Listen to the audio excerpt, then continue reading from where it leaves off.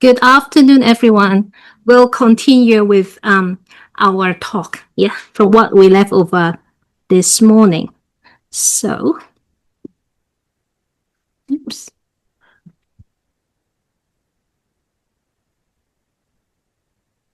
Okay. So now we are looking at the 1,000 hands and 1,000 eyes of Avalokiteshvara Bodhisattva. Avalokiteshvara Bodhisattva manifest in various forms according to the needs of different classes of beings. This is widely recognized through icons such as the fish basket Avalokiteshvara, the giver of children, the white robe Avalokiteshvara, the Avalokiteshvara stepping on the head of a sea monster, as well as forms with 8 arms, 16 arms, or 1,000 hands and 1,000 eyes. Among these, the form of the 1,000 hand and the 1,000 eyes Avalokiteshvara is not well understood by many. Some may ask, why does the Bodhisattva have 1,000 hands and eyes? What is the ultimate meaning represented by this? Regarding this issue, let us begin with the legends and subsequently provide a rational explanation. In former times, King Zhuang of Chu had a third daughter named Yin-Shun. She was an exceptionally filial daughter. When King Zhuang was critically ill, a doctor stated that for him to recover, he required hands and eyes of close relatives. Upon hearing this, Princess Yin-Shun, without a slightest hesitation, cut off her own hands and eyes to rescue her father from the severe illness, thereby effecting his recovery. After her father regained his health, the princess passed away while seated in meditation. The physician declared that she was the greatly compassionate Bodhisattva and then immediately vanished. Consequently, King Zhuang of Chu declared the princess is the greatly compassionate Bodhisattva and commissioned a statue of her with 1,000 hands and 1,000 eyes. According to the sutras of the Dharma of the mind of great compassion, in the past, during the time of the Tathagata, 1,000 lights king still abiding, the Bodhisattva Avalokiteshvara was taught the vast, perfect, unobstructed, great Dharma of the mind of great compassion. That Buddha further instructed him to uphold the Dharma canal so as to provide great benefits and joy to all sentient beings within the evil ages of the future. So upon hearing this mantra, Avalokiteshvara immediately made a significant vow, saying, if in a future age I am able to benefit and bring joy to even a portion of sentient beings, let me instantly manifest 1,000 hands and 1,000 eyes upon my body. As soon as this great vow was made, 1,000 hands and 1,000 eyes truly did appear on his body at once. Furthermore, the great earth of the 10 directions shook, and the Buddhas of the 10 directions all released immeasurable light, universally illuminating the limitless worlds of the 10 directions. This is the origin of how the Bodhisattva Avalokiteshvara of the 1,000 hands and 1,000 eyes received his name. However, this can be understood as a symbolic representation, which is briefly explained as follows. The expression thousand hands symbolize the immense power of the Avalokiteshvara Bodhisattva to deliver and save sentient beings. For instance, when helping someone with a task, if you use only one hand, you might be unable to move or pull the objects. Others might tell you that, by applying force with both hands, you could successfully drag it away. This demonstrates that an additional hand provides an extra measure of strength. Furthermore, we often hear people say that when they feel overwhelmed by work, they are so busy that it seems impossible to manage.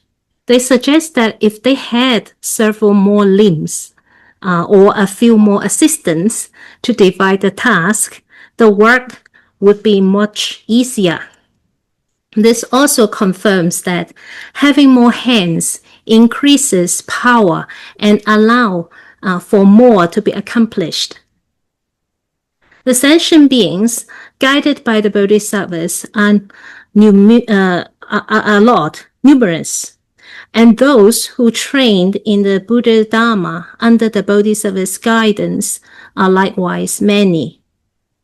Once these students attain a sufficiently high level of ability, they can be dispatched to various places to teach and transform others.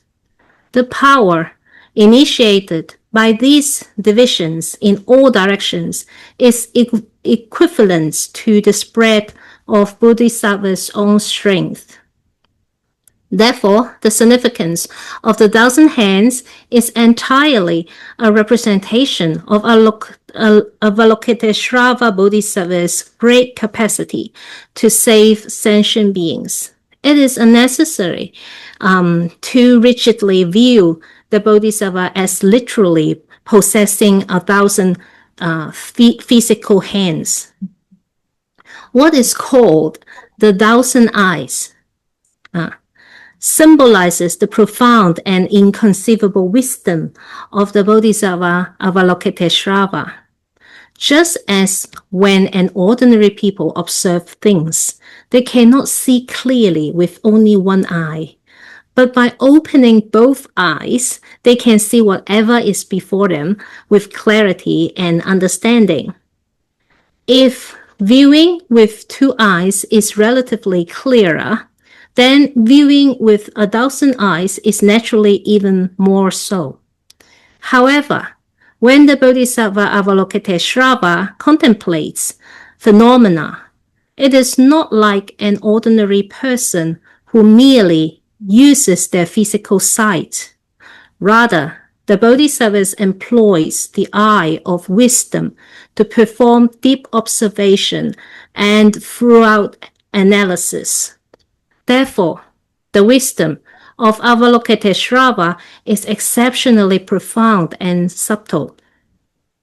Using these profound and subtle eyes of wisdom, the Bodhisattva can comprehend the true reality of all phenomena in the universe and can observe the various different dispositions and needs of sentient beings.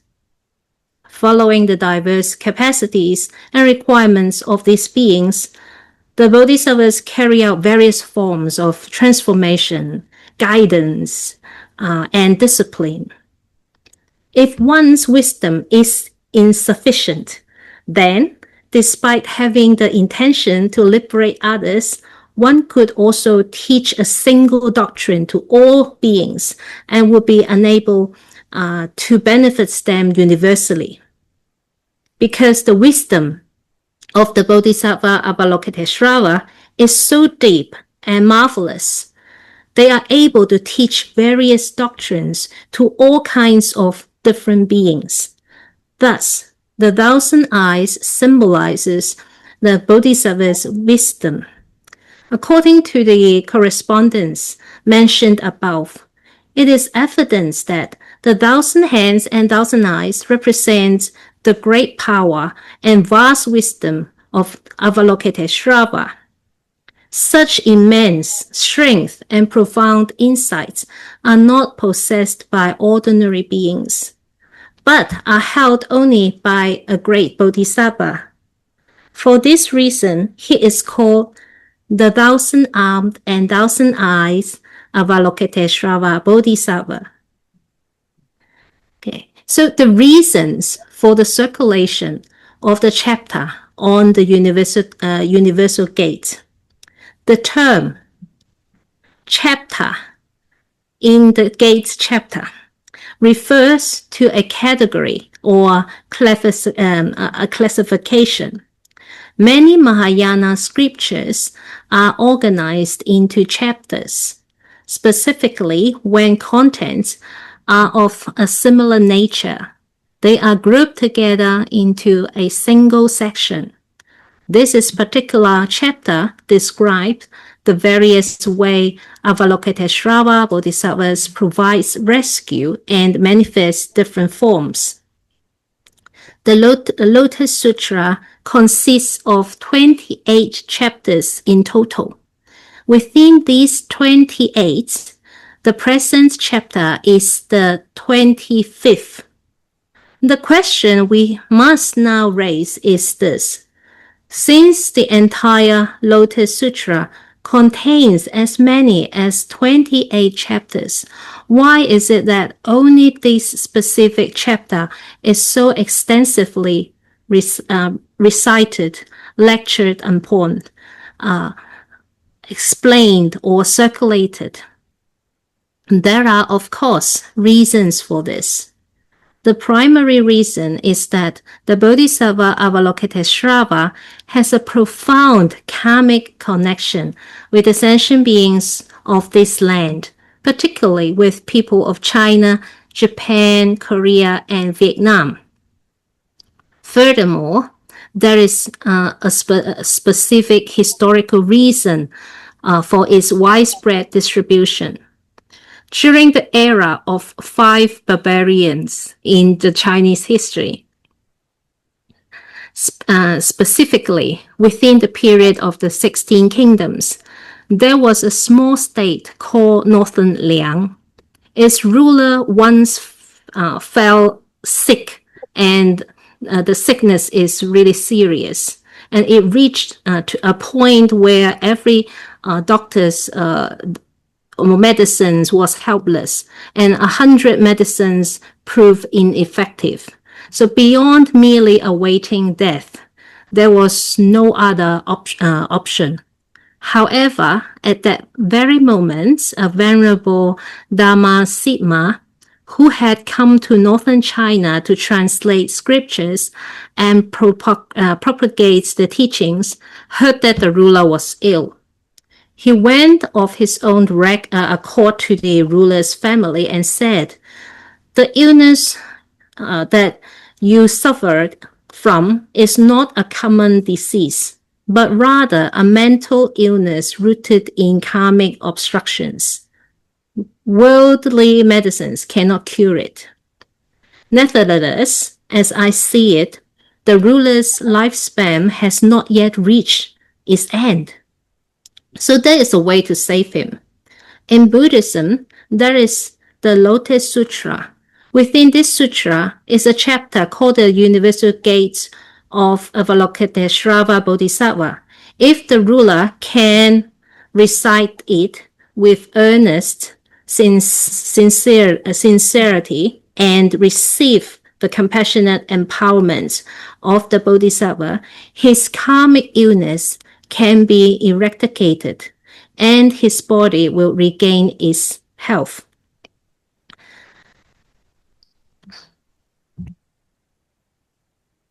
So when the high ministers of the land heard this, they immediately reported it to the ruler to seek a recovery from his sickness. The ruler and his ministers followed the instructions of the Venerable Dharmaksima and recited the Universal Gates chapter of Avalokiteshvara Bodhisattva with great sincerity.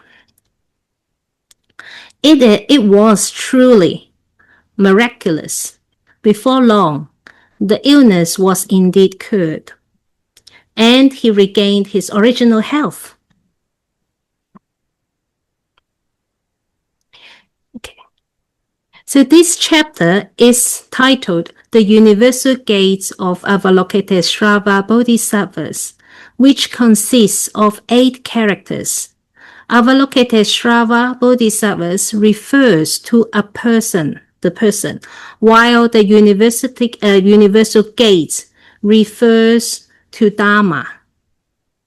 Avalokitesvara is the individual capable of realizing enlightenment, and the universal gate is the Dharma that is realized. Therefore, the title of this chapter is established based on both the person and the Dharma. First, explained from the perspective of wisdom. The wisdom of Avalokitesvara has reached a state of complete freedom and power regarding the unobstructed realm of phenomena and principle being contemplated, and is no longer subject to the slightest attachment or hindrance. Second, explained from the perspective of compassion. The great compassion of Avalokitesvara has reached a state of completely autonomy when approaching various types of sentient beings who are ready to be converted and liberated. He no longer encounters any difficulties or obstacles when going to save them.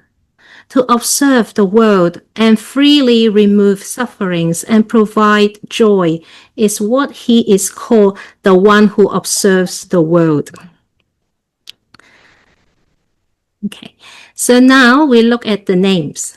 Guan ShiYi, Guan ShiYi means the one who perceives the world's sounds. It's an honorary title of a bodhisattva. It was used by Venerable Kamarajiva. Guang ShiYi means one with light world sound, translated by Venerable Dharmaraska.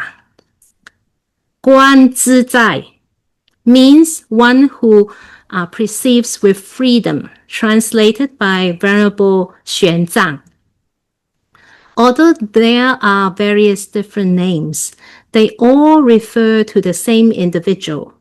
Regarding the versions of Kumarajiva and Xuanzang, one emphasizes free translation while the other emphasizes literal translation.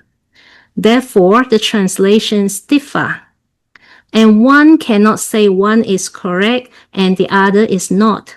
However, the names traditionally invoked by the Chinese are Guan Yin or Guan ShiYi Bodhisattva.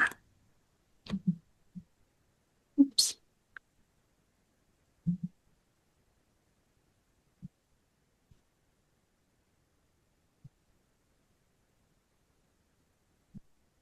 Bodhisattva is an abbreviation of an index terms. In China, this is translated as awakening sentient beings, referring to a beings with an expansive mind who seeks great enlightenment above and transform sentient beings below. Seeking great enlightenment above is the function of great wisdom, while helping and transforming sentient beings is the function of great compassion. Therefore, any bodhisattvas always practice the union of compassion with and wisdom. However, the bodhisattvas spoken of in the Buddhism do not exclusively refer to the great bodhisattvas enshrined in the temple halls. Rather, the terms refers to living bodhisattvas in the human worlds who have already aroused the aspiration for enlightenment and are currently practicing the bodhisattva's path. Chapter conveys the meanings of a category. That is, things of one type are grouped with one kind. In the Lotus Sutra, the Buddha gathered everything regarding the Bodhisattva Avalokitesvara and brought it all together to be discussed here. Hence, it is called a chapter. Universal conveys the meaning of pervading everywhere. Gates conveys the meaning of an opening that enables passage. It is like a big gate we see right before our eyes. Because of this gate, any person can enter or exit with complete sovereignty. If this building did not have a gate, there would be no way to enter from or outside. And likewise, there would be no way to exit from the inside. The gates are taught within the Buddha Dharma. From the realms of hells to the attainment of Buddhahood, there are 10 gates in total. The key to every single gate is held within our own hands. Whichever gate we wish to enter, we may go and open that very gate. Without opening the door, one cannot enter. However, although the 10 Dharma realms comprise 10 different paths, only one single gate of the Buddha's path can truly be called universal gate. The 10 Dharma realms are also known as the 10 states of existence, which are hell, ghost, animal, asura, man, deva, Shravaka, Pratika, Buddha, Bodhisattva, and Buddha. So 10 types. The reason the Buddha's path is called the Universal Gate is that after his enlightenment, based on the power of his great compassionate vow, he intended to guide and transform sentient beings, even in the hells. Although it is said that the gates of hell are tightly sealed, by the strength of his compassionate vow, he enters whenever he wishes without even a single speck of obstruction, just as it is with entering the gates of hell. So it is with entering the realms of hungry ghosts and animals. He always advances and collects himself with self-fulfilled ease, maintaining unobstructed freedom. Therefore, it is called the Universal Gate. Here, some might ask, if one must become a Buddha to be called Universal Gate, and Avalokitesvara is currently a Bodhisattva who has not yet attained Buddhahood, how can he be called Universal Gate? This can be explained through two aspects, the fundamental and the trace. From the fundamental perspective, Avalokitesvara attained Buddhahood long ago, known as the Tathagata of right Dharma. Being endowed with the compassionate vow of a Buddha, he can certainly be called the Universal Gate. From the perspective of the trace, although Avalokitesvara has not yet manifested the final attainment of Buddhahood, he has reached the status of a successor Buddha. Endowed with the merits of the Buddha, he can travel through all gates to save sentient beings, and it is therefore rightfully called the Universal Gate. A detailed explanation of the Universal Gate. Although the two characters for Universal Gate has been briefly explained within the discussion of the title, we still possesses significant implications that require further explanation. The following further distinctions are therefore provided. Number 1, the Universal Gates of Compassion. Loving kindness and compassion are vital teachings within the Buddha Dharma, and are often mentioned by the Buddha's disciples. For instance, if we ask someone to help with a task and they say they are busy, we might respond, "Please show a little compassion." Similarly, when a Buddhist is asked to do something, they might respond, "Compassion is the foundation of Buddhism. I trust you will grant my request." These terms are applied in many other contexts. Compassion is therefore at the core of the Buddha's teaching, with its fundamental meaning being to provide happiness and remove suffering. Although the term compassion is used in various ways, there are differences in terms of depth within the broader framework of the Buddha Dharma. Compassion is categorized into 3 types. The first one, compassion derived from attachments and views. In certain sutras, this is also referred to as compassion based on perception of sentient beings. It can be said that everyone in the world possesses this kind of compassion. For example, when parents love and protect their children, it can be described as a manifestation of this compassion.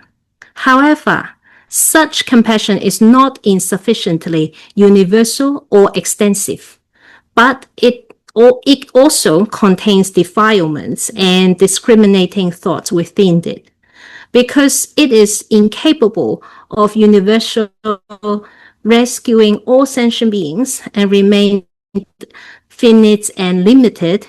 It cannot be called the universal gate. The second one, compassion based on the nature of phenomena. This is not something ordinary people in this world can achieve. Rather, it is the compassion possessed by the noble ones of the 2 vehicles. These noble ones penetrate the truth that all existence and the individual life form are merely temporary unions of various causes and conditions. Being produced by conditions, they lack inherent nature, and thus all phenomena are empty. However, while they know this emptiness, they do not understand what is not empty. They can only provide guidance by according with specific conditions and are incapable of universally transforming all sentient beings. Consequently, their compassion is still not the universal gate. The third one, unconditioned kindness and compassion. This is possessed by the Buddhists and the Bodhisattvas, and it may truly be called universal compassion. Such kindness and compassion, when analyzed, consists of unconditioned great kindness and great compassion of identical essence. Whether it is be a Buddha or a Bodhisattva, all understand this principle. Sentient beings are the beings within the minds of the Buddha and Bodhisattvas. From the perspective of the Buddha and Bodhisattvas, sentient beings and themselves are fundamentally of one body. Thus, any suffering experienced by sentient beings is their own suffering. When sentient beings lack joy, it is as if they themselves lack joy. From the standpoints of the Buddha and Bodhisattvas, there is originally no such things as suffering or happiness. However, because they perceive the pain of sentient beings, they personally experience that pain. And because they see the happiness of sentient beings, they feel joy within. Seeing the liberation of sentient beings is just like attaining their own liberation. In the hearts and minds of the Buddha and Bodhisattvas, there are only sentient beings and there is no self. So Avalokiteshvara Bodhisattva is endowed with great loving kindness and great compassion, dedicated to rescue those in sufferings and hardship. Therefore, all the compassion held by the Avalokiteshvara Bodhisattva is known as unconditional kindness compassion. Precisely because the Bodhisattva possesses such an extensive heart of kindness and compassion, he applies this mercy within the Saha world to transform and guide all sentient beings who are ready for liberation. For this reason, he is also called the universal gate of compassion. Avalokiteshvara Bodhisattva, however, possesses profound and subtle wisdom. When expounding the Dharma within a single assembly, he speaks various different teachings, such that every listener in attendance feels as if the message is directly, specifically to them. Thus, everyone is able to attain the actual benefits of the Buddha Dharma. For this reason, it is called the universal gate of expounding the Dharma. Furthermore, when it comes to the language used to expound the Dharma, this is a significant difference between ordinary people and the Bodhisattvas. Languages vary from region to region, and there are differences among the 6 realms. The Bodhisattva Avalokiteshvara has already attained samadhi, the state of concentration on language, and can therefore teach the Dharma through a single sound. Sentient beings each attain understanding according to their own kind. The principle of the wonderful law, as described above, is truly subtle and difficult to comprehend. Therefore, the lotus flower is specifically used as a metaphor to reveal this profound and elusive teachings. As for flowers, there are many different kinds in the world, but to illustrate this wonderful law, only the lotus flower will suffice. No other flower can be used. The differences between the lotus and other flowers is that all other flowers bloom first and bear fruits later, whereas only the lotus blooms and bear fruits at the same time. Okay. Now we have a brief introduction to the historical facts of the translator. The translator of this sutra is the Tripitaka master Kumarajiva. Tripitaka master refers to a Buddhist prelate who has mastered the 3 baskets or divisions of the Buddhist canon: the sutras, which are the discourses, the Vinaya, which is the monastic discipline, and the Abhidharma, which is the philosophical analysis. In the history of the sutras translation in China, he is the most outstanding translator. Venerable Kumarajiva was a native of a kingdom of Kucha, and his father's name was Kumarayana. He was originally from the central India. But while traveling to Kucha, the king, admiring his high virtue and profound learning, bestowed his own sister upon him as his wife, and later they gave birth to the Venerable Kumarajiva.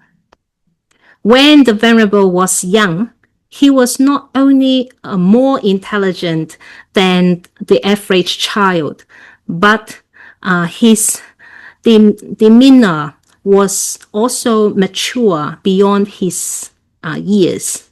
Hence, his name is translated as youthful longevity, Kumarajiva.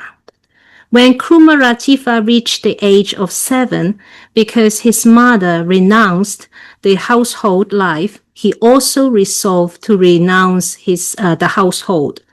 Because his mother was the king's sister, they received many offerings after renouncing the household, which he found to be an unbearable nuisance that hindered his cultivation of the way. Therefore, she took Kumarajiva to another place, to Kashmira, to seek the Dharma. One day in Kashmira, his mother went to a certain temple to pay respects to the Buddha, and Kumarajiva followed her inside.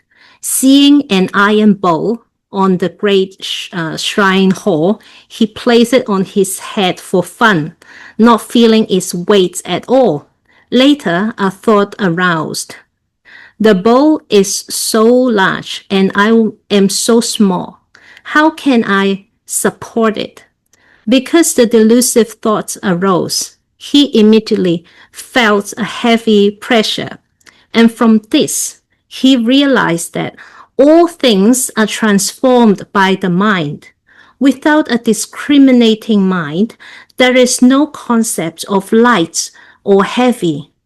Once a discriminating mind arises, the concepts of light and heavy follows. And after staying in the Kashmira for 2 or 3 years, his mother took Kumarajiva back to their home country. While passing a high mountain, they encountered an arahat, a holy man, who recognized that Kumarajiva was a vessel for the Dharma. The arahat told his mother, "You must protect this young Samanera well. If he has not broken the precepts by the age of 35, he will be able to save countless sentient beings." He then went over and asked the prince why he said that emptiness was unobtainable. So the two engaged in a debate between the Shravaka and Mahayana schools. As a result, Kumarajiva was defeated and began to learn the Mahayana doctrines of the emptiness of nature.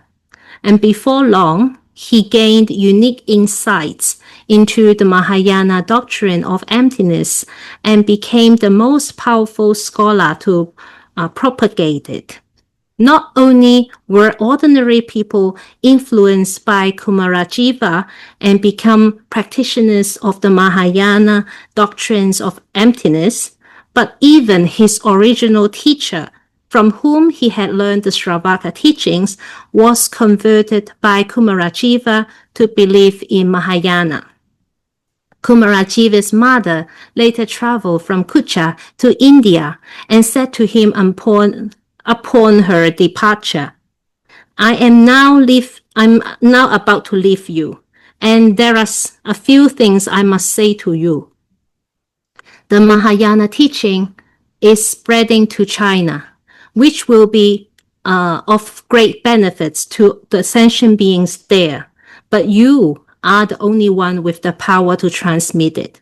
However, while it will be beneficial to others, it will not be of great benefits to you. For your own sake, I do not approve of you going. Yet for the sake of guiding people, I cannot let you stay. Therefore, I do not know what is best. Having heard his mother's word, Kumarajiva replied without the slightest hesitation. The path of the Bodhisattva is to benefit others and forget oneself. If I can indeed cause the great Dharma to be widely transmitted and awaken those who are blinded by ignorance, even if my body were to be cast into a cauldron of boiling water or crushed into pieces, I would have no regret. Upon hearing this, his mother felt at ease and departed. Kumarajiva's spirit of self-sacrifice for the sake of others is fully revealed in these few words.